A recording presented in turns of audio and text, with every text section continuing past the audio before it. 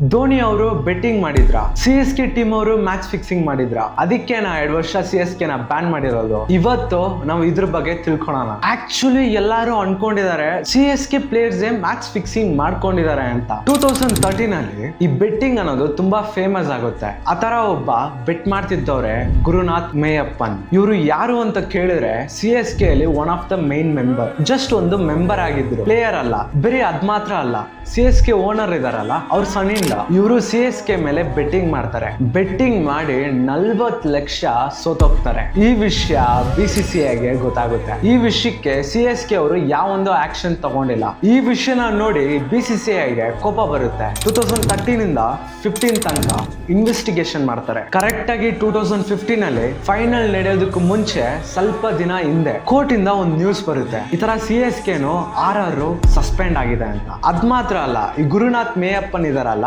ಅವ್ರನ್ನ ಕ್ರಿಕೆಟ್ ಇಂದ ಪರ್ಮನೆಂಟ್ ಆಗಿ ಬ್ಯಾನ್ ಮಾಡ್ತಾರೆ. ಈ ಗುರುನಾಥ್ ಮೇಯಪ್ಪನ್ ಮಾಡಿರೋ ಮಿಸ್ಟೇಕ್ ಇಂದ CSK ಅವರು ಬ್ಯಾನ್ ಆದ್ರು. CSK ಪ್ಲೇಯರ್ಸ್ಗೂ ಧೋನಿಗೂ ಈ ಬೆಟ್ಟಿಂಗ್ ಗೆ ಯಾವೊಂದು ಸಂಬಂಧನೂ ಇಲ್ಲ. ಈ ವಿಷಯ ತುಂಬಾ ಜನ ಗೊತ್ತಿದ್ರೇನು ಗೊತ್ತಿಲ್ಲದೆ ತರ CSK ಟೀಮ್ ನ ಟ್ರೋಲ್ ಮಾಡ್ತಾರೆ.